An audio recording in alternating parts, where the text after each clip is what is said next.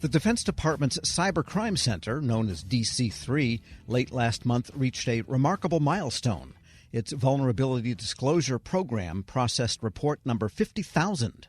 Here with more about the program and what this all means, the director of the Vulnerability Disclosure Program, Melissa Weiss. Ms. Weiss, good to have you with us. Thank you, Tom. It's great to be with you again.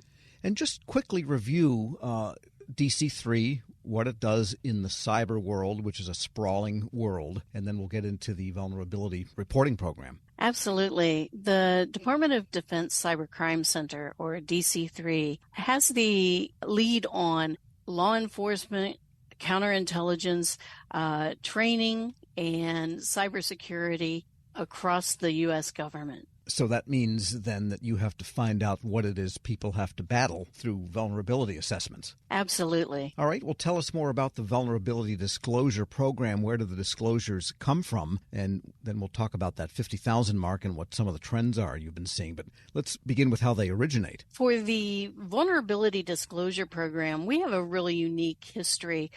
We came out of the Hack the Pentagon Bug Bounty event back in 2016. So we are in our seventh year of operation. And that is what makes it so fascinating that we are at 50,000 reports already. We are the sole focal point for all of the vulnerability reporting that comes in for Joint Force Headquarters Doden and U.S. Cyber Command. So how those come in is we have a third-party front end, and that would be hosted by HackerOne. We receive our vulnerability reports from crowdsourced ethical researchers all over the globe, and then it is ingested into our vulnerability report management network that we lovingly call Vermin. From there, it goes up to the high side and becomes government information. That system is a cradle-to-grave tracking process that takes those reports. Our internal researchers then triage, validate those reports, and toss them over to the fence to Joint Force Headquarters Doden to our SMEs there, who own the tasking orders to find those system owners and give them the tasks to remediate those.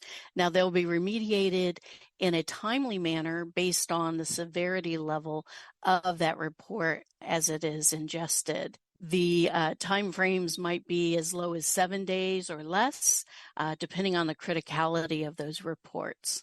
And the remediation takes the form of patches? In other words, is there a closed loop between the discovery of the vulnerability and contacting the vendor and say, look what we found? Yes, absolutely. It may not be just a software situation, which we would call a CVE or a common vulnerability that it gets enumerated. What we find a lot of the times are CWEs, common weakness enumerations. And so basically what that means is a lot of times they're very distinct issues based on the system it's on, the other applications around it, the life cycle of the overall environment. So it's a little different from just having a CVE and saying, okay, go get this patch. It is more in the hands of the system owners to be able to work through that. Now, our Vermin system does give them a very rich report that we have a lot of information that helps them understand how they need to remediate it. But the very most important part is once they feel they have done the fix action, they will send it back through Vermin and ask for it to be closed. Then our internal team, once again, will revalidate those findings. We do not close out any report until they're 100% remediated. So that does mean sometimes it's rinse, repeat, and let's try that again.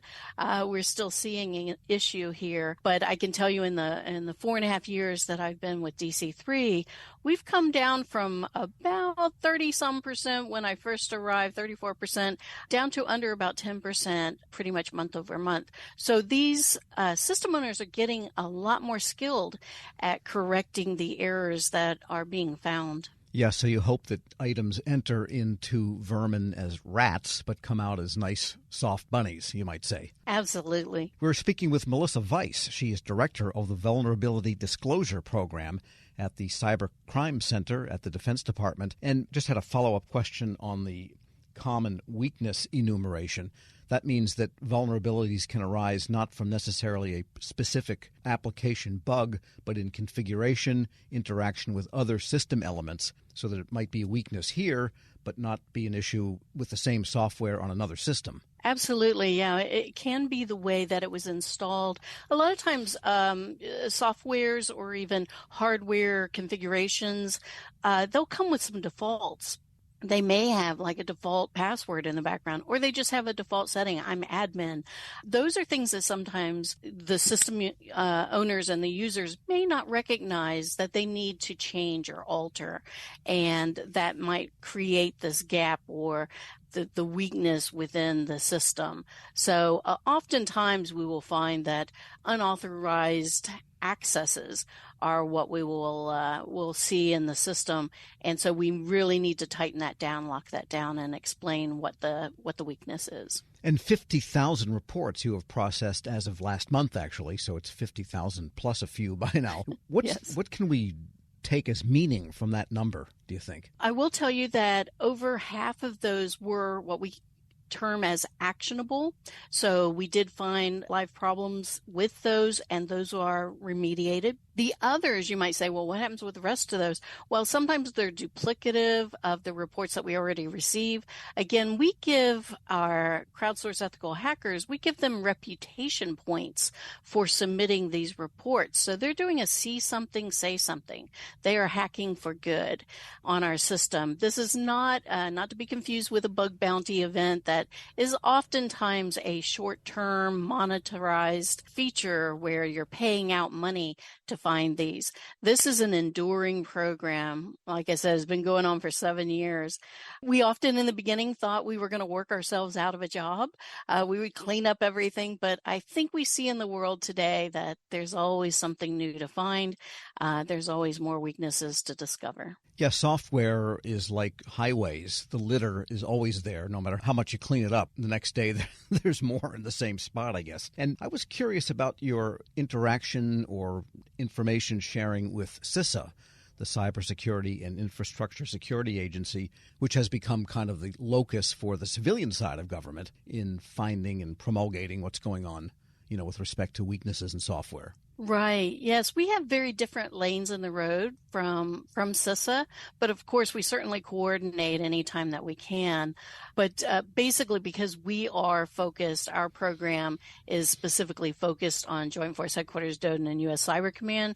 We are firmly in the DoD lane, less in the public sector. But if you saw something, say, in Teams that's a horrible weakness that could compromise the whole DoD, you'd probably tell CISA, since Teams is used everywhere. Absolutely. Not to pick on Teams. We do. Yes, absolutely. We do have connections with CISA.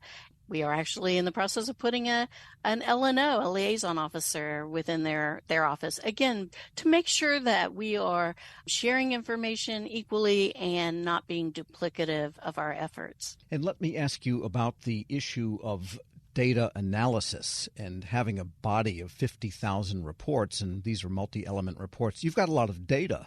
Everybody's talking about trying to do predictive analysis now with the you-know-what word, artificial intelligence. Is that something you're contemplating? Now that you've got 50,000, there might be some learnings in there for prediction. Well, yes. No, that brings up a really good point. We are getting to the point of having a very robust data set. Now, one of the challenges I think that we face is that these are so specific in being particular vulnerabilities for particular setups. So it's a little less minority report, if you will, where I can look across the platform and say, oh, I know what's going to happen next. That's usually what they want, is a little more of a predictive model, but it does give us trending analysis. And every year in our annual report, which you can go and look at dc3.mil, you can see our annual reports. We do trending analysis as well as congratulating our researchers of the year. So part of our program is really to help those researchers get their recognition that they deserve And that's the disclosure portion of our process. Once that report has been completely remediated, 100%, we will then allow the researchers, they can request a redacted version of their report so that they can go to Black Hat, DEF CON, put it on their Twitter page, whatever they want to do to help their reputation.